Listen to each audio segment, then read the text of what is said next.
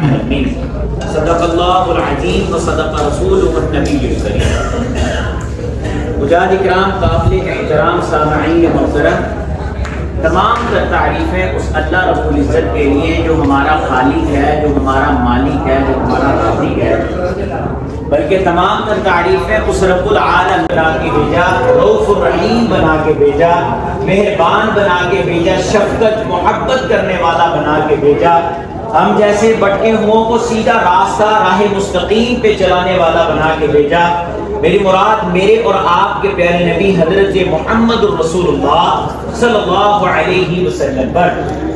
مجاہد اکرام، آپ لوگوں کو یہاں پہ جمع کرنے کا، آپ لوگوں کو یہاں پر اکٹھا کرنے کا، بٹھانے کا، آپ لوگوں کا یہ ٹائم لینے کا ہمارا ایک مقصد ہے۔ وہ مقصد بہت بڑا ہے اور وہ صرف اللہ کی رضا کے لیے ہے۔ وہ مقصد کیا ہے؟ آپ لوگ یہاں پہ ماشاءاللہ مکہ مکرمہ میں بلد الامین میں آئے ہیں، آپ لوگ عمرے کی ادائیگی کے لیے آئے ہیں۔ یہاں پر آنے کا آپ لوگوں کا سب سے بڑا جو مقصد ہے وہ عمرہ ادا کرنا ہے۔ الحمدللہ ارکان ہیں، عمرے کے کتنے فرائض ہیں، کتنے واجبات ہیں اور ان کے اندر کیسے کیسے ان کو ادا کرنا ہے۔ تو ان ساری باتوں کو مد نظر رکھتے ہوئے آپ کے گروپ کی طرف سے آپ لوگوں کے لیے یہ چھوٹا سا اقدام اٹھایا گیا ہے تاکہ آپ لوگ یہاں پہ آئے ہیں، آپ لوگوں کو مختصر کر کے عمرے کا طریقہ سمجھایا جائے، عمرے کے جو مین پوائنٹ ہیں وہ آپ کو بتائے جائیں، اور اس کے علاوہ الحمدللہ آپ کے گروپ کی طرف سے آپ کے لیے الحمدللہ ایک قاری صاحب مقرر کیے گئے ہیں، مولانا صاحب مقرر کیے گئے ہیں، جو آپ تمام حضرات کو ایک ساتھ کرتے ہوئے آپ بیت اللہ کی بیت کی زیارت کریں گے۔ اور اس وقت کے بارے، اس ٹائم کے بارے میرے اور آپ کے پیارے نبی حضرت محمد رسول اللہ صلی اللہ علیہ وسلم نے فرمایا کہ اللہ کا جو بھی بندہ یا اللہ کی جو بھی بندی جب پہلی نظر بیت اللہ کے اوپر پڑتی ہے، اللہ سے جو بھی دعا مانگتا ہے، اللہ تعالیٰ اپنی ہر بندے کی دعا کو قبول فرما لیتے ہیں۔ سبحان اللہ، یہ اللہ کا بہت بڑا احسان ہے۔ اور آج میری اور آپ کی خوش نصیبی ہے کہ اللہ نے آج وہ وقت ہمیں بھی دینا ہے، آج اللہ نے وہ قبولیت کی گھڑی جو ہے وہ ہمارے لیے بھی رکھی ہے۔ سب کہہ دیجئے الحمدللہ۔ انشاءاللہ وہاں پر آپ دعا کریں گے، دعا کرنے کے بعد پھر آپ کا انشاءاللہ عمرہ سٹارٹ ہوگا۔ عمرے کے اندر ٹوٹل 4 چیزیں ہیں، توجہ چاہوں گا آپ کی۔ عمرے کے اندر ٹوٹل 4 چیزیں ہیں۔ عمرے کے 2 فرض ہیں کرنا، دوسرا فرض ہے اللہ کے گھر کا طواف کرنا، بیت اللہ کے گرد 7 چکر لگانا، اس کے بعد اس کی طواف کے واجب الطواف 2 رکعت نماز ادا کرنا، اس کو کہتے ہیں بیت اللہ کا طواف کرنا۔ دوسرا فرض ہے بیت اللہ کا طواف کرنا۔ اچھا، 2 واجب ہیں، واجب کون کون سے ہیں؟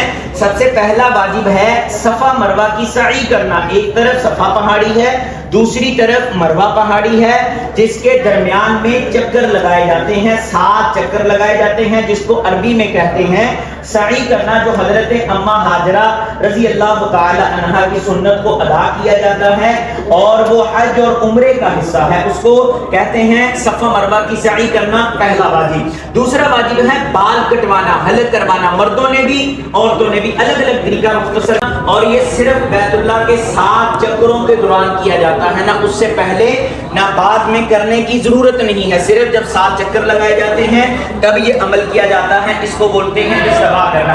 استوا کر لیں گے، اس کے بعد آپ وضو کی حالت میں ہوں گے، کیونکہ طواف کے دوران وضو کا ہونا ضروری ہے۔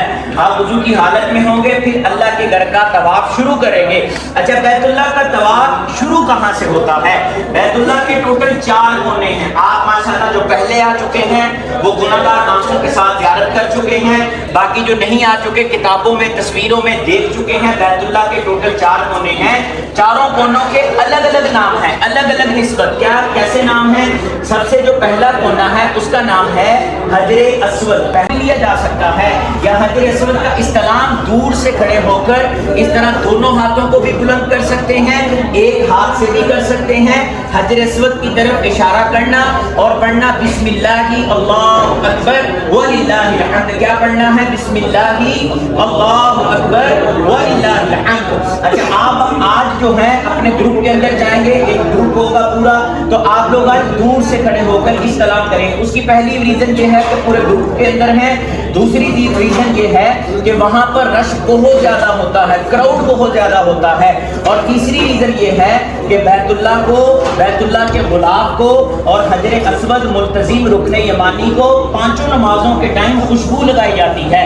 ابھی آپ لوگ آج احرام کی حالت میں ہیں، عمرے کی نیت میں ہیں، تو عمرے کی نیت کے اندر پابندی ہے کہ آپ خوشبو نہیں لگا سکتے، تو اس لیے دور سے کھڑے ہو کر استلام کریں گے۔ جب آپ استلام کر لیں گے، اشارہ کر لیں گے، تو آپ کا پہلا چکر حجر اسود سے سٹارٹ ہو جائے گا۔ اس طرح یہاں سے استلام، لوگوں کے پاس کچھ حاجی جو ہیں کتابیں لے کر آتے ہیں، اس میں دعائیں لکھی ہوتی ہیں، لیکن آج آپ کو کوئی کتاب نکالنے کی ضرورت نہیں ہے۔ انشاءاللہ ہمارے جو گائیڈ آپ کے ساتھ رہیں گے نا، وہ بلند آواز سے انشاءاللہ آپ لوگوں کو دعائیں خود پڑھائیں گے، ایک ایک لفظ پڑھاتے رہیں گے، جیسے سبحان اللہ والحمد للہ ولا الہ الا اللہ واللہ اکبر، ایک ایک لفظ پڑھائیں گے تاکہ آپ آسانی کے ساتھ ان کے ساتھ ساتھ پڑھتے رہیں۔ انشاءاللہ وہ خود آپ کو دعائیں پڑھائیں گے۔ آج آپ کو کوئی بھی اپنی طرف سے دعا پڑھنے کی ضرورت نہیں رہے گی، انشاءاللہ وہ عربی میں بھی اور اپنی زبان میں بھی آپ کو دعائیں پڑھاتے رہیں گے، آپ نے صرف ان کے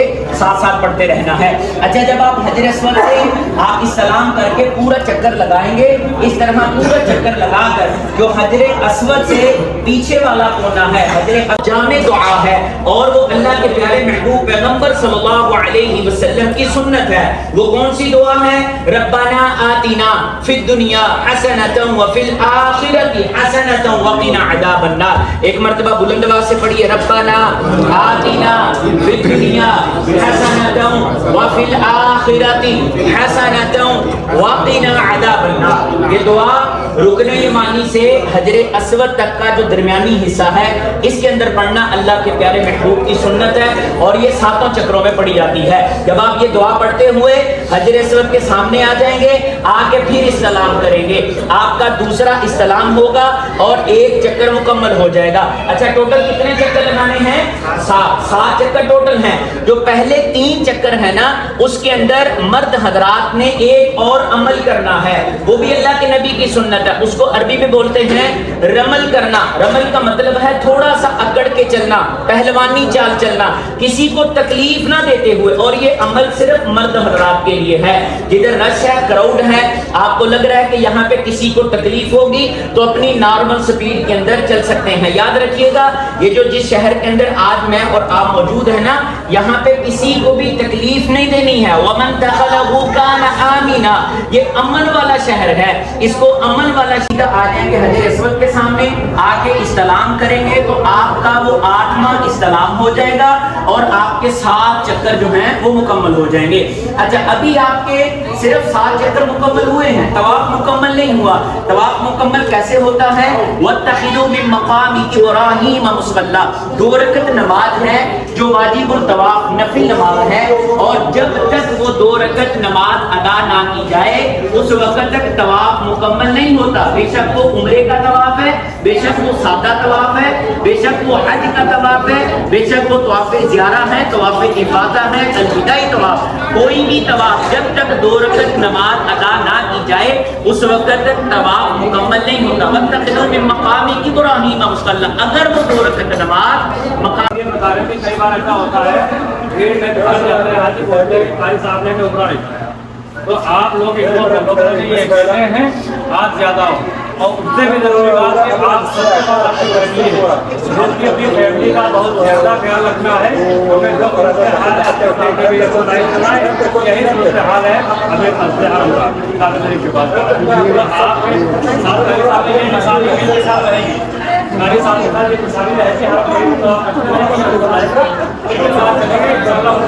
طریقے سے ہو جائے گا، اور آپ اپنے گلے کے کاٹ کے رائٹ سائڈ میں بغل میں کاٹ لو، وہ اس لیے خدا نہ خاصا دور سے دکھا جائے تو پورا پورا مکمل کر کے ہی باہر نکل گا۔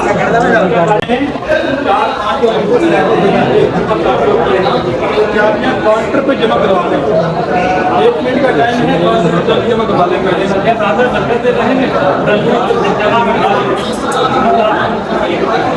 لبیک اللہم لبیک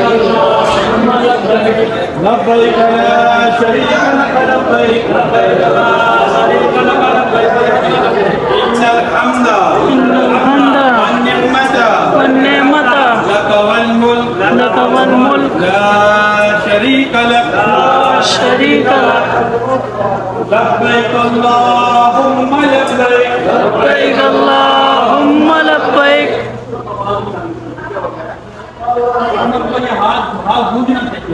لبيك اللهم لبيك لبيك اللهم لبيك لبيك لا شريك لبيك لا شريك لك لبيك إن الحمد والنعمة لك والملك لا شريك لك لا شريك لك لبيك اللهم لبيك لبيك اللهم لبيك